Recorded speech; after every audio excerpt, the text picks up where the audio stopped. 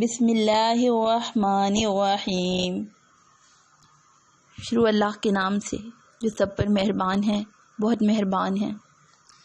بلا من کسب سیئۃ واحاطت بہ خطیئتہ فاولئک اصحاب النار ہم فیہا خالدون۔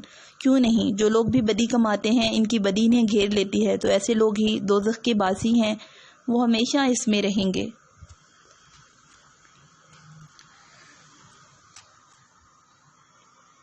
بدی کے گھیرے میں لینے کا مطلب یہ ہے کہ وہ کسی ایسے گناہ کا ارتکاب کریں جس کے بعد کوئی نیک عمل آخرت میں کارآمد نہ ہو، اور وہ گناہ کفر ارتکاب ہوگا۔ والذین آمنوا وعملوا الصالحات اولئک اصحاب الجنہ ہم فیہا خالدون۔ اور جو لوگ ایمان لاتے ہیں، نیک عمل کرتے ہیں تو وہ جنت کے باسی ہیں، وہ ہمیشہ اسی میں رہیں گے۔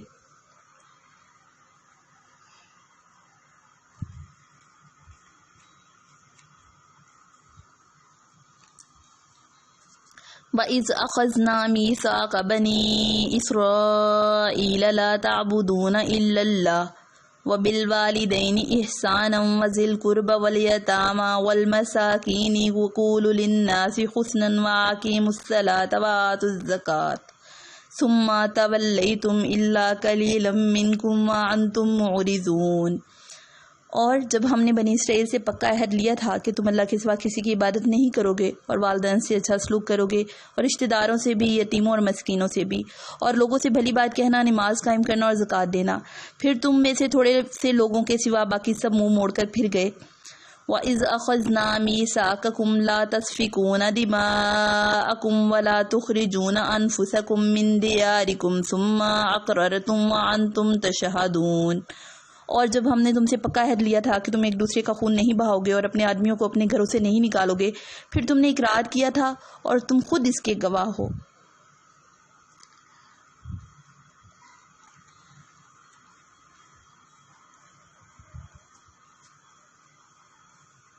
ثم أنتم هؤلاء تقتلون أنفسكم وتخرجون فريقا منكم من ديارهم تظاهرون عليهم بالإثم والعدوان وإن يأتوكم أسارى تفادوهم وهو محرم عليكم إخراجهم أفتؤمنون ببعض الكتاب وتكفرون ببعض فما جزاء من يفعل ذلك منكم إلا خزي في الحياة الدنيا وَيَوْمَ الْقِيَامَةِ يُرَدُّونَ إِلَىٰ أَشَدِّ الْعَذَابِ وَمَا اللَّهُ بِغَافِلٍ عَمَّا تَعْمَلُونَ۔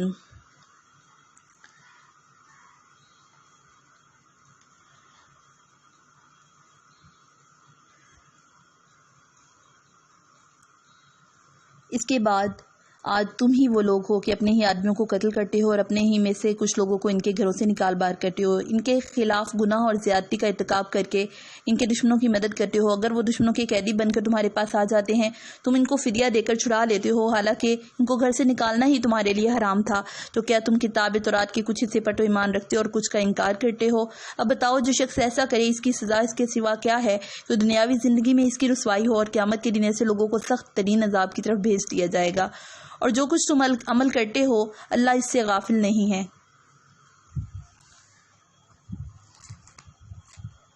اس کا پس منظر یہ ہے کہ مدینہ منورہ میں یہودیوں کے دو قبیلے آباد تھے، بنو قریظہ اور بنو نذیر۔ دوسری طرف بت پرستوں کے بھی دو قبیلے تھے، اوس اور خزرج۔ قریظہ کی دوستی اوس کے قبیلے سے تھی اور بنو نذیر کی خزرج سے۔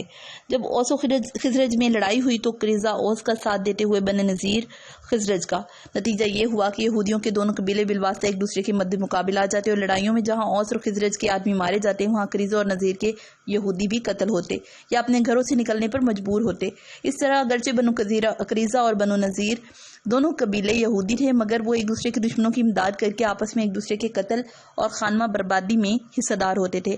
ہاں، اگر کوئی یہودی دشمن کے ہاتھوں قید ہو جاتا تو سب مل کر اس کا فدیہ ادا کرتے اور اسے چھڑا لیتے، جس کی وجہ یہ بیان کرتے کہ ہمیں تورات نے حکم دیا ہے اگر کوئی یہودی دشمن کی قید میں چلا جائے تو اسے چھڑائیں۔ قرآن کریم فرماتا ہے کہ جس تورات نے تمہیں یہ حکم دیا ہے اس نے یہ حکم بھی تو دیا تھا کہ نہ ایک دوسرے کو قتل کرنا، نہ ایک دوسرے کے گھروں سے نکالنا۔ ان احکام کو تم نے چھوڑ دیا اور صرف فدیہ کے حد سے پر عمل کیا۔